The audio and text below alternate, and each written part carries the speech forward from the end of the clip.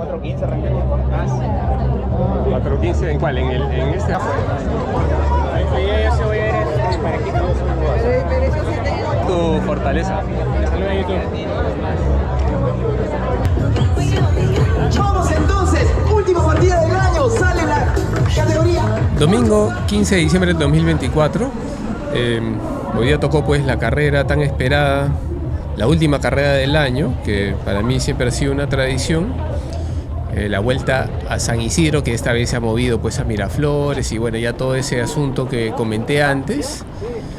Que la verdad, bueno, yo quiero comentar un poco más sobre el tema porque la verdad es que yo estuve pidiendo información sobre cuál era el recorrido antes de que empiece la carrera, porque pasaban los días y no lo publicaban y no me lo pasaron. Cuando publicaron el recorrido, la gente se ha empezado a quejar ahí en las propias redes del organizador, en el Instagram. La gente ha mostrado su disconformidad con esta ruta, que es la ruta de la Avenida Arequipa, que no tiene ninguna gracia. Y la verdad es que, yo no sé, el organizador creo que ha cometido demasiados errores, ¿no? O sea, primero, no informar que este iba a ser el recorrido, cosa que quien quería, pues, se inscribía sabiendo cuál era el recorrido, y quien no, pues, simplemente no optaba por participar, ¿no? Y bueno, entonces, ¿eso qué significa? Que la empresa asume las consecuencias de cambiar la ruta, pero siempre informando antes, ¿no? Por eso no lo hicieron. Entonces la gente se ha quejado, obviamente, pues en el Instagram, y los señores no tuvieron mejor idea que eliminar comentarios, ¿no? Lo cual a mí me parece algo muy bajo, sinceramente. O sea, silenciar las voces discordantes en las redes sociales del organizador, o sea, creo que es el peor error que han cometido, pero en fin, o sea, eso ya los define. Pero bueno, digamos que ya no queda otra, pues como dije, ya el asunto ya está definido. Yo ya había pagado mi entrada, entonces bueno, tenía que ir a correr nada más. El próximo año tengo dos carreras más ya pagadas, que es el 10K de mayo y el 21K de agosto, la media maratón de Lima. Entonces voy a hacer esas dos distancias. El 21K, hace bastante tiempo que no hago un 21K, entonces para mí va a ser una novedad, ¿no? Voy a volver a esa distancia que también es bastante desafiante. Pero, claro, esas ya las tengo pagadas, entonces bueno, tendré que ir nomás, ¿no? Espero que la organización no siga cometiendo los mismos errores, pero yo creo que también ya llegó el momento de darle oportunidad pues a otras carreras, ¿no? O sea, hace poco ha habido una en Las Palmas, ahí unos pupilos fueron a correr el 8K, o perdón, era creo que 5K, 10K y 21K. Entonces eso fue en diciembre, yo seguramente apuntaré a esas carreras también. Me han hablado muy bien de la maratón del 21K de Huacho. Huacho queda un poquito lejos para mí, no sé si pueda ir hasta allá, pero es una buena noticia que haya más organizadores y que la gente comente de manera positiva sobre esas carreras, sobre la experiencia que tuvieron esas carreras. Y bueno, hay muchas más carreras también acá en Lima, ¿no? Entonces sí creo que hay que darle oportunidad también a los demás organizadores, y eso es lo que yo voy a hacer el próximo año. Pero por mientras pues ya no quedaba otra, quedaba venir aquí a este recorrido de la Avenida Arequipa, que no es que esté mal, sino que lo que pasa es que la Arequipa uno puede correr todos los domingos, perdón, ¿no? De manera libre, con la pista cerrada, porque es una cuestión de la municipalidad. Entonces, para mí pues no había ningún atractivo, para mí y para un montón de gente, pues según lo que he visto en las redes, ¿no? Comentarios que ya han sido borrados, repito, ¿no? Entonces, ni modo, pues ya una vez estando acá, lo único que quedaba pues era centrarse en los objetivos para el día de hoy, ¿no? Entonces, a ver, yo, bueno, he grabado toda la carrera, más o menos, no sé, pues un poco menos de 40 minutos de video. Voy a tratar de hacer una narración acompañando todo el recorrido, no sé si pueda terminarlo porque 40 minutos es un montón y hablar tanto, la verdad que siempre es un desafío también. Creo que es un poco más desafiante que la misma carrera en sí, ¿no? De ir a un ritmo sumamente alto para esta distancia. Y bueno, vamos a ver si es que llego. Pero lo que yo quería primero decir era cuál era el objetivo de la carrera, ¿no? El objetivo de la carrera era ir un poquito más rápido pues que el 10K que hice en agosto, ir un poquitín más lento que el 5K que hice ahorita en octubre, porque es una distancia intermedia, el 8K. Y en todo caso, ir un poco más rápido también que el 8K del año pasado, ¿no? Ahora, claro, ir más rápido, eso en el mundo del atletismo pues significa hacer tiempos más rápidos, ¿no? Pero bueno, los recorridos nunca son iguales exactamente, entonces por eso es que los tiempos son relativos. Y digamos que yo lo que he hecho es, he tomado como referencia siempre el pace promedio que me sale para cierta carrera, el pace promedio que me sale en el reloj, que yo sé pues que no es perfecto, no es 100% confiable en cuanto a la medición de la distancia, porque el GPS también tiene su margen de error, pero las carreras también tienen su margen de error porque no siempre miden pues la distancia exacta que se supone debe medir, y eso bueno, es normal, pues no es normal.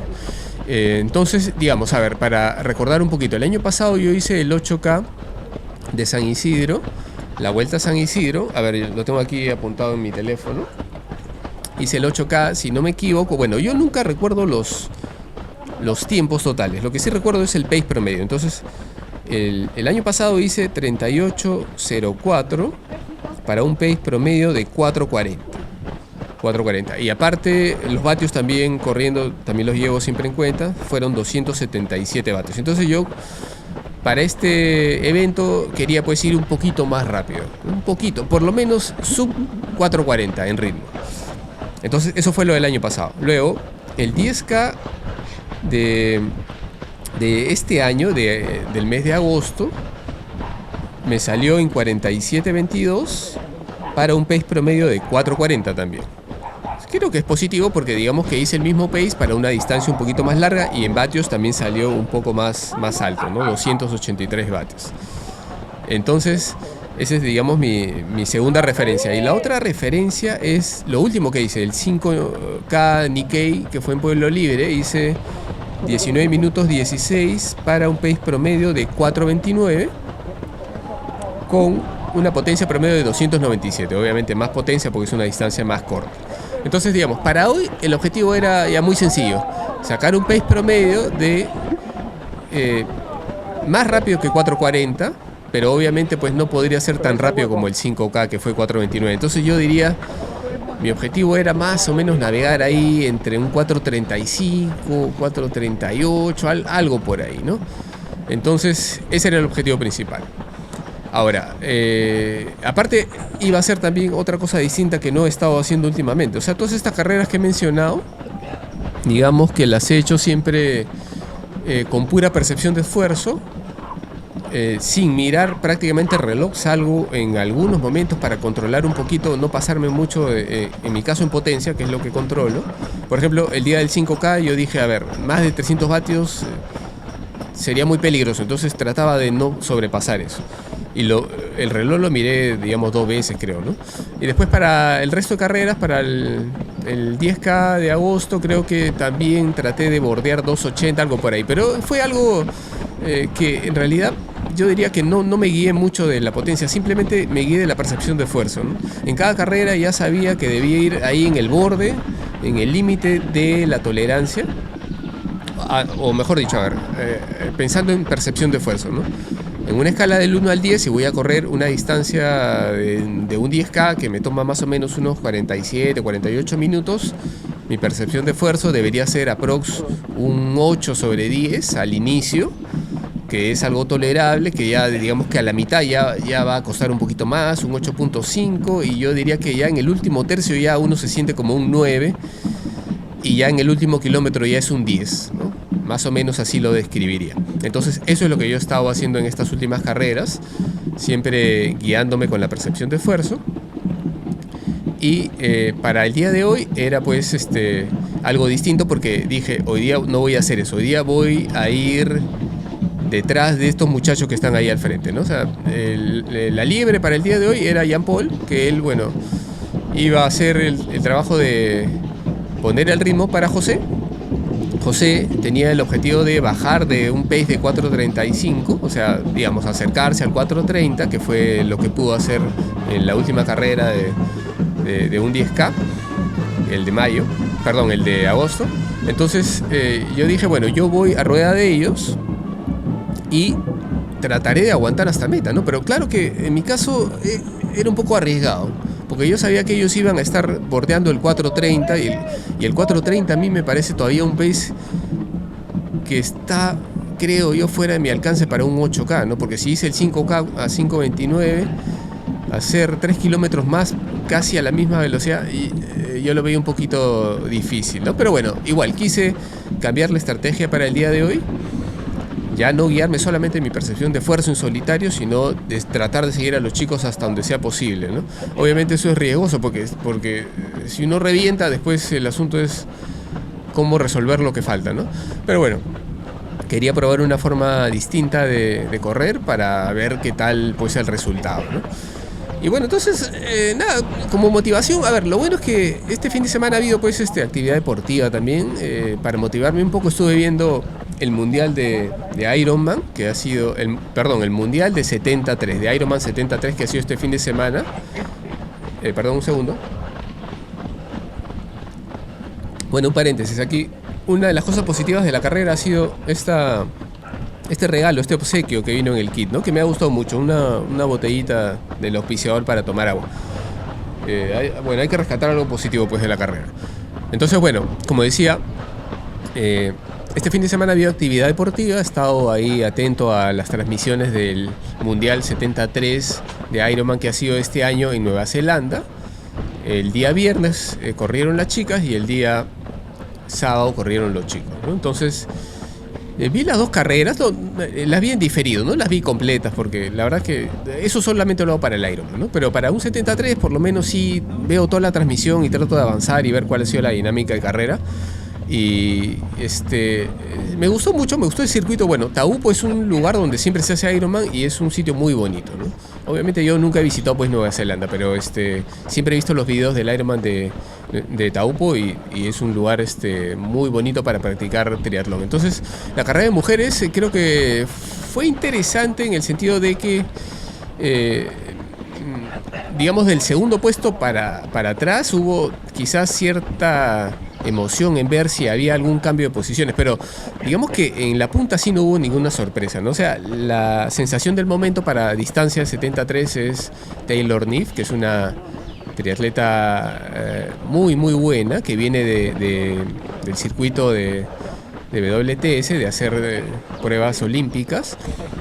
Y la verdad es que esta chica está pues en otro nivel, ¿no? Ya creo que este es el segundo o tercer título consecutivo que tiene en 73 y no hay una triatleta que esté a su altura en estos momentos, ¿no? También ella estuvo en Hawái el año pasado, creo que fue su debut, creo que hizo una buena carrera, creo que llegó cuarta si no me equivoco, no me acuerdo en este momento, pero hizo un buen papel en su debut en Ironman, ¿no? Entonces, bueno, ella más corre 73, pero supongo que el próximo año igual va a estar en Hawái en el mundial de full Ironman. Y bueno, demostró pues que el nivel que tiene, ¿no? O sea, ella salió del agua no en el primer lugar. En el primer lugar salieron las chicas que a mí siempre me gusta seguir, las españolas Sara Pérez y Marta Sánchez, que bueno, yo siempre veo sus videos en YouTube, veo sus preparaciones, siento cierta simpatía por ellas. Entonces Sara Pérez salió en cabeza, ¿no? En cabeza de natación. Pero bueno, después ya en la bicicleta fue perdiendo posiciones, tuvo un penalti creo, entonces al final, bueno, ya salió de carrera. Pero Taylor Neff se puso adelante en la bicicleta bastante pronto y sacó mucha ventaja y después empezó a correr y sacó más ventaja, ¿no? Entonces creo que Taylor Neff corrió la media maratón en 1.19, ¿no? Que es un ritmo sumamente alto. Yo diría, no sé, 1.19 es más o menos un pace quizás de 3.40, 3.39, algo por ahí, sumamente rápido, ¿no? Las demás chicas, bueno, llegaron mucho más atrás de ella, unos cuantos minutos atrás. Entonces, bueno, la carrera de mujeres estuvo interesante, pero digamos que no hubo tanta sorpresa en la parte delantera porque Taylor Neff es muy superior a las demás chicas, ¿no? Segundo lugar quedó Kat Matthews, que también es una triatleta de muy alto nivel. No tiene el biotipo que tienen las demás chicas, ¿no? O sea, a Kat Matthews la veo un poquito pesada, pero siempre es una triatleta muy fuerte, ¿no?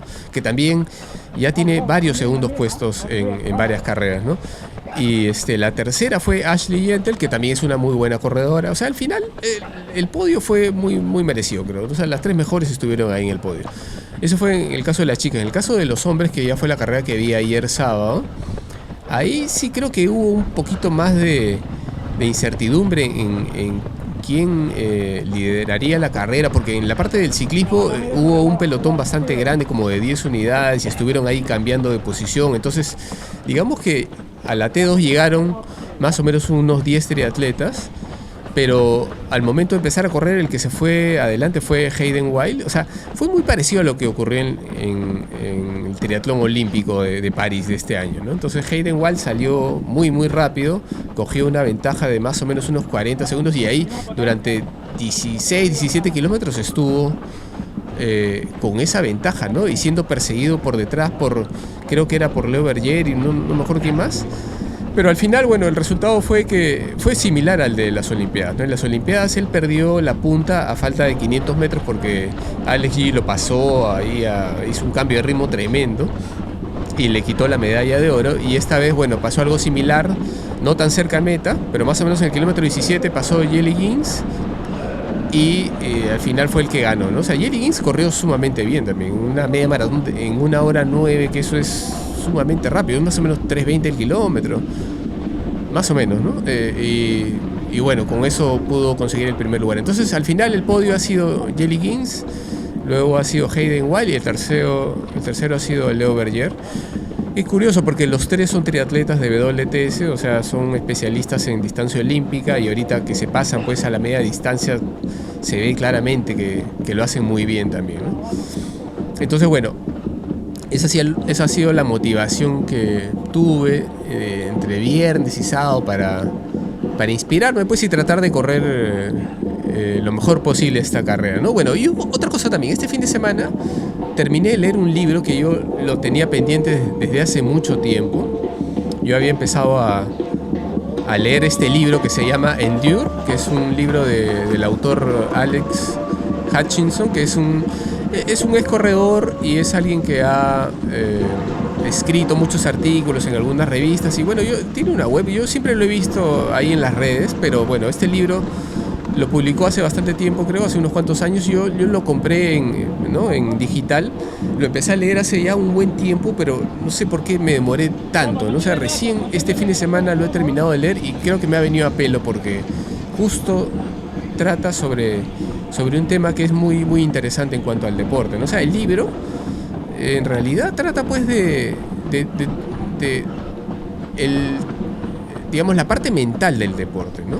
Yo diría que es un libro que lo que hace es tratar de investigar o de dar una luz de cuál es el limitante que tiene el ser humano cuando hace práctica deportiva, ¿no? Entonces, más o menos el desarrollo del libro es mostrar ciertos casos de atletas o de deportistas que han sobrepasado ciertos límites y pone como ejemplo, por ejemplo, a Kipchoge, que él hizo el reto pues del sub 2 en el 2017, creo que fue la primera vez que no pudo bajar de las 2 horas en este ejercicio.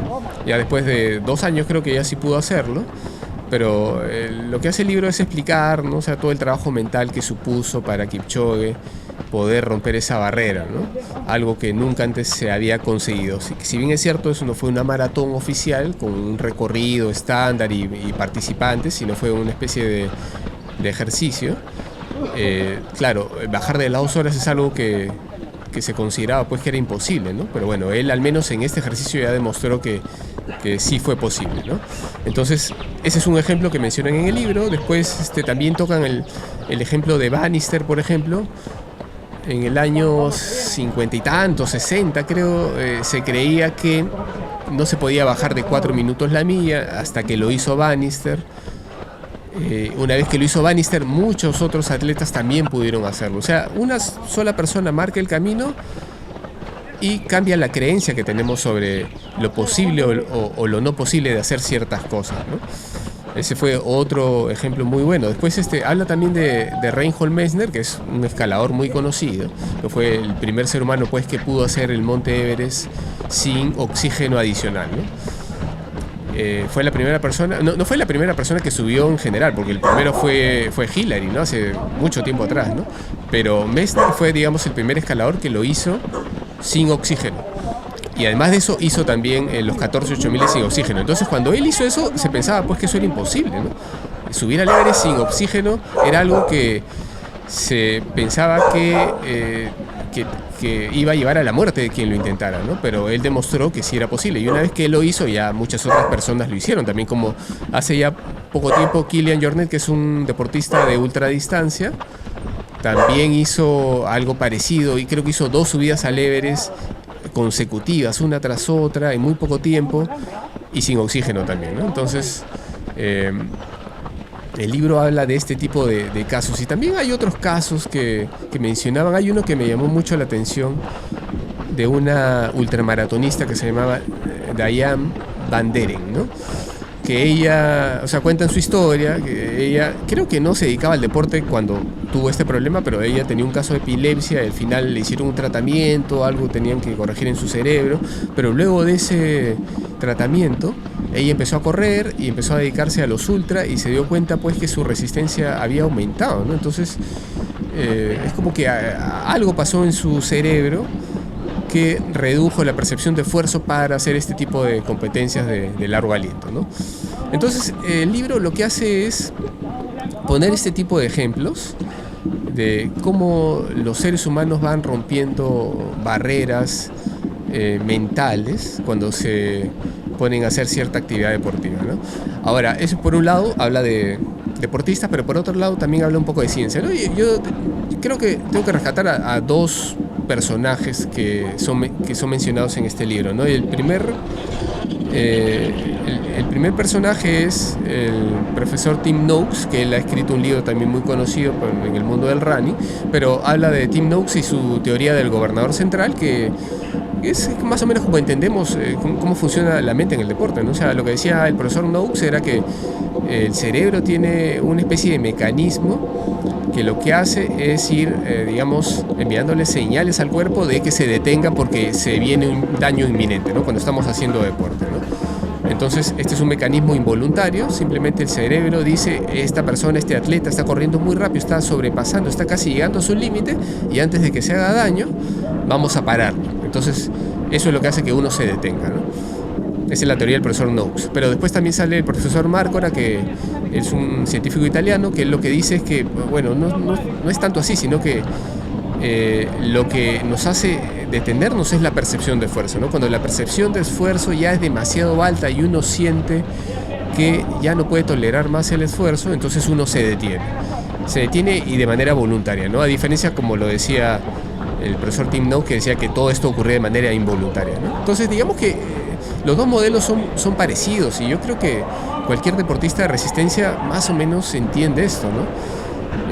Entonces, lo que decía el profesor Samuel Marcora es que en todo caso, para poder mejorar la performance, lo que tiene que trabajar el atleta, además de su fisiología, obviamente, pues, o sea, esto no se trata de solamente trabajar la mente, ¿no? Sino el ser humano es cuerpo y mente. Entonces, cuando estamos en una práctica deportiva, siempre esos 2 factores están ahí participando, ¿no? Por un lado, el cuerpo está moviéndose, nuestra fisiología tiene que estar preparada para lo que vamos a hacer, pero por otro lado, nuestra mente también tiene que hacer cierto trabajo, ¿no?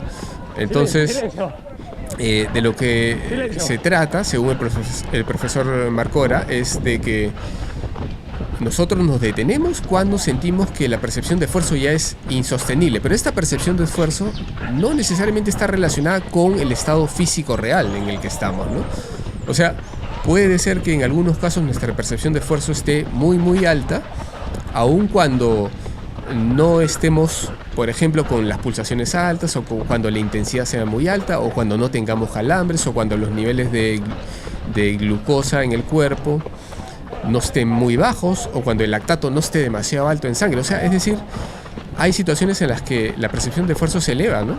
Y lo que uno tiene que tratar es de que eso no ocurra. Y pasa también lo contrario a veces, ¿no? A veces nosotros estamos casi al límite de nuestras posibilidades, pero si hay algo que nos motiva a seguir, nuestra percepción de esfuerzo va a ser un poquito más manejable, ¿no? Por ejemplo, cuando la recompensa que tenemos al frente es algo que consideramos que vale la pena seguir luchando, ¿no? Y esto es lo típico que pasa, por ejemplo, en el ciclismo. Yo recuerdo muy bien este año en la Vuelta a España hubo 2 triunfos de Pablo Castrillo, que era un ciclista no muy conocido, del Kern Pharma, un ciclista que, bueno, yo al menos no lo conocía porque es de un equipo chico, ¿no? Un equipo que no es del World Tour, ¿no?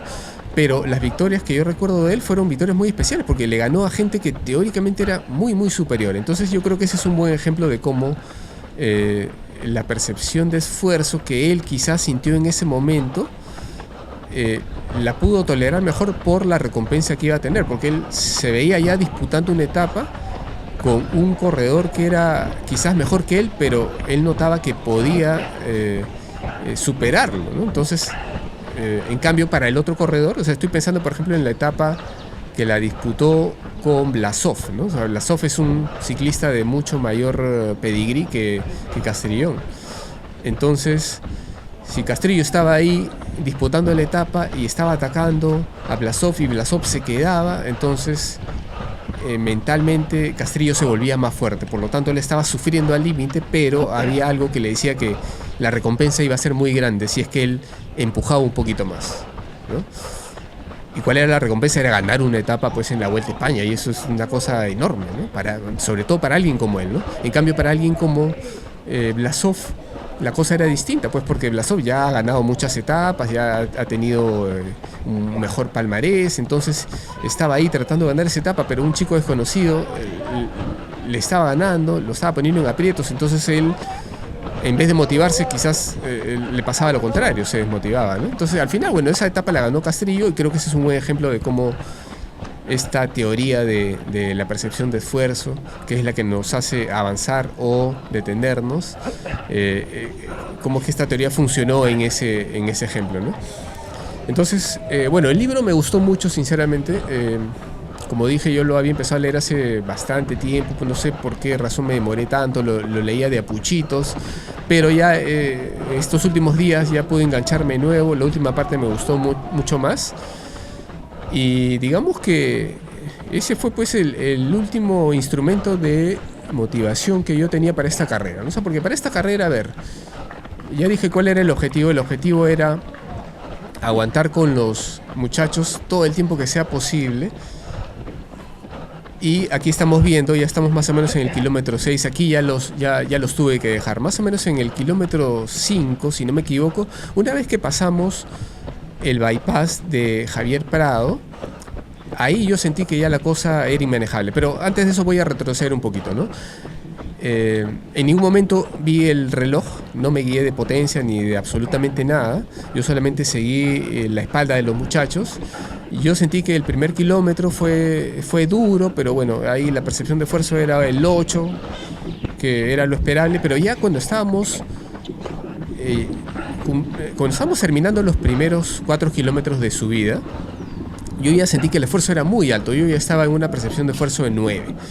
Un 9 es pues es como estar haciendo una serie pues, de 3 o 4 minutos, ¿no? Entonces yo sentí que la cosa ya estaba inmanejable ahí, pero bueno, dimos la vuelta en U y dije, ahora empieza la bajada. Entonces aquí, bueno, voy a aprovechar en recuperar un poco, pero sinceramente no noté recuperación ahí, ¿no? Y ahora que he estado viendo el video, recién estoy viendo los paces, ¿no? O sea, nunca vi en ningún momento ningún dato ni de pace, ni de pulso, ni de absolutamente nada, ni de potencia. Entonces, acabo de ver pues que cuando hemos dado la vuelta en U, estábamos ya yendo a un ritmo de 4:30 o inclusive un poquito más rápido, ¿no? Entonces, la verdad es que yo, una vez que pasamos el bypass y llegamos a la altura de Arona, yo creo que ahí, y eso es lo que se ha visto en el video hace unos minutos, ¿no? Ahí es donde yo dije, esto ya es inmanejable y ya tuve que dejar a los chicos que se vayan. Y la verdad que desde ahí en adelante ha sido una tortura, porque ya entré en modo supervivencia. Y la verdad es que, bueno, traté de no tener pensamientos negativos, ¿no? Porque el pensamiento negativo típico que me podría venir en una situación así es de que, bueno, ya se acabó, pues, ¿no? Se acabó la carrera, el objetivo ya se me fue de las manos y bueno, y aflojar mucho, ¿no? Pero la verdad es que por instantes tuve ese fantasma, ¿no? Pero creo que al final traté de borrar eso de la mente y seguir empujando lo que se pudiera, ¿no? Yo seguía sin ver ningún pace. Aquí, por ejemplo, estoy viendo a 4:40. Bueno, no es tan lento tampoco, ¿no? Pero yo sentía que estaba yendo mucho más lento. Sentía que iba quizás a un 5 o algo así, ¿no? Pero ya el sufrimiento era muy, muy alto, ¿no? Ahora, ¿cuál es el asunto? Yo creo que este circuito es un poquito más difícil porque la primera parte es de subida y son 4 kilómetros constantes, ¿no? Sin descanso. Ahora, claro, esto hay que matizarlo un poquito, ¿no? los primeros 4 kilómetros eran de subida y los 4 kilómetros finales de bajada, porque es el mismo recorrido, ¿no? Ahora, la subida no es que sea pues una subida de 1 o 2%, no, es algo muy sutil, es un falso llano, quizás, yo no sé cuánto será, 0,5% quizás, pero al menos yo sí siento que al menos al ritmo al que yo voy, que es más o menos el 4:40, creo que sí hay mucha diferencia entre subir y bajar. Yo lo noto claramente, ¿no? Yo no sé, quizás a un corredor más rápido, alguien que va a 3:30, por ejemplo, quizás la subida y la bajada no es algo que noten tanto, ¿no? No lo sé, tendría que preguntarle a algún amigo de los rápidos, ¿no? Quizás haciendo un ligero juego de un par de segundos por kilómetro de diferencia entre subir y bajar sea suficiente para mantener la misma intensidad. En mi caso yo diría que para poder mantener la misma intensidad necesitaría por lo menos unos 10 o 15 segundos por kilómetro de diferencia para poder tener opciones de rematar al final, que es lo que todos queremos hacer, ¿no? Entonces aquí ya la verdad ya la estaba pasando mal, y acá semáforo que pasaba y yo pensaba que ya era el semáforo de la avenida Angamos, porque yo ya había sacado la cuenta. Yo, siendo optimista, dije, desde la avenida Angamos hasta Meta hay más o menos unos 800 metros. Entonces 800 metros para mí, digamos que es una distancia que ya, si uno llega bien, puede hacer su remate final, porque son más o menos unos 3 minutos aprox de esfuerzo final, ¿no? O sea, digamos, si estaba corriendo a 4:40, en esos 800 metros o en el último kilómetro podría ponerme quizás a 4:15 quizás, ¿no? Y llegar, pero ya con lo último a Meta, ¿no? Sin embargo, ya a esas alturas, ya acá semáforo que pasaba, yo esperaba que sea el de Angamos, y no era, y todo se me hacía largo. Creo que ahí me encontré con mi primo, ahí le mando un saludo si está viendo mi primo, me dio aliento en la ruta. Y bueno, entonces ahí en esas alturas ya se me hacía todo muy largo. Estamos en el kilómetro 6.8, o sea, ya faltaba poco, pero yo lo veía todo tan lejos. Y bueno, ahí estoy viendo el ritmo ya cada vez está más bajo, ¿no? 5 el kilómetro, ¿no? Entonces aquí ya la cosa se empezó a complicar. Pero digamos que traté de que el pensamiento negativo no aparezca nuevamente, ¿no? Ahora, bueno, lo que quería decir es que este circuito, creo yo que si yo lo hubiera hecho de otra manera, creo que podría haber sacado un resultado un poco mejor. A ver, en este momento ya estoy a 5 el kilómetro, eso es sumamente lento, pues, ¿no? Y ahí me vino un bajón tremendo, ¿no? Pero bueno, como decía, entonces, al haber 4 kilómetros completamente rectos y parejos, 4 kilómetros es una distancia bastante larga, creo, para estar subiendo todo el tiempo. En el circuito del año pasado de San Isidro teníamos subida y bajada, pero se alternaban de manera escalonada, digamos. O sea, no habían 4 kilómetros de subida constante. Entonces uno subía por un momento y bajaba en unos cuantos minutos. Entonces yo creo que ese circuito es más favorable, es más fácil. Este circuito lo he sentido más difícil, y yo creo que sí me pasó factura. Entonces yo diría, si yo hubiera podido, o sea, si hubiera hecho las cosas como las estaba haciendo en estas últimas carreras, es decir, dosificarme yo solo sin seguir ningún pacer, ninguna liebre, yo hubiera igual basado mi estrategia de carrera en la percepción de esfuerzo. Entonces yo creo que hubiera hecho un puntito más lento toda la ida, ¿no? Entonces ya había visto el archivo, toda la ida la hemos hecho a 4:40, creo, a rueda de los chicos. Pero ya a posteriori yo diría que lo mejor hubiera sido ir un puntito más lento. O sea, yo diría un 4:45 para mí, creo que me hubiera hecho sentir un poco más de margen ya para la bajada, ¿no? Recién a estas alturas llego pues a la avenida Angamos, que era la referencia que yo tenía, donde yo era optimista al inicio. Y yo decía, bueno, si llego con los muchachos hasta esta altura, yo acá voy a poder acelerar y voy a hacer mi remate final y le voy a ganar a mi pupilo. Eso es lo que yo pensaba de manera optimista, ¿no? Pero la verdad es que no fue así, ¿no? Ya los pupilos ya se habían ido, ya estaban como un minuto por delante, ¿no? Pero ya una vez que llegué a esa parte, que yo decía, no hay piernas pues para hacer un cambio de ritmo ni para hacer ningún remate, ¿no? Entonces, la verdad que esta es la primera carrera de las últimas que he hecho en las que no he podido hacer remate, salvo en los últimos 100 o 200 metros, creo, ¿no? Pero en el 10K final, perdón, en el 10K de agosto de este año, en el kilómetro final sí pude hacer un remate, creo que cerré como a 4:15. Si pienso en el 5K de octubre, creo que también hice un remate, más o menos también casi a 4 el kilómetro, el último kilómetro, ¿no? Y si retrocedo más al 8K del 2023, ese fue, creo, el mejor remate que pude hacer en mi vida, porque creo que fueron los 1600 metros finales los hice a un ritmo de 4:10 más o menos, y encima era de subida, ¿no?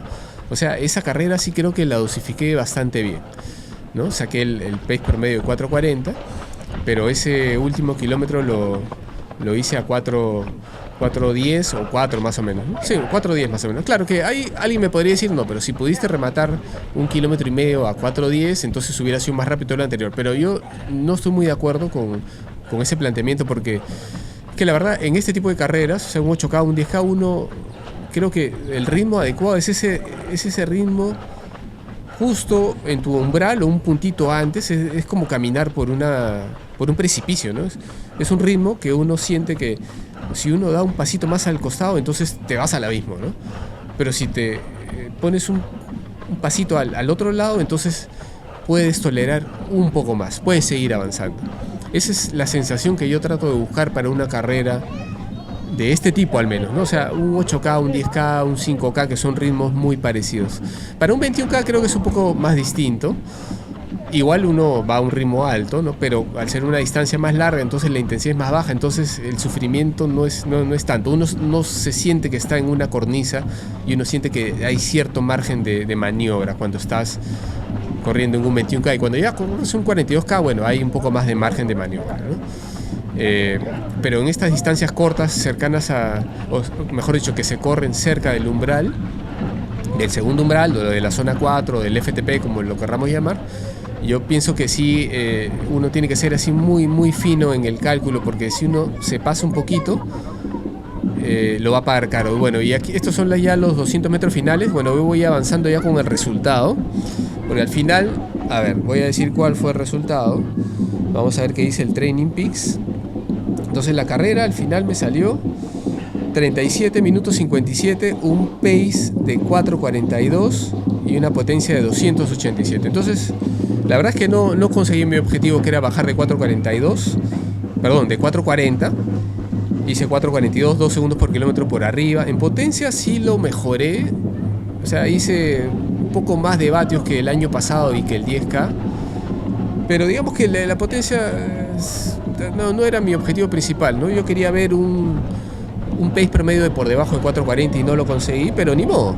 O sea, creo que dentro de todo está bien la carrera. La pasé mal esos últimos 3 kilómetros, sufrí muchísimo.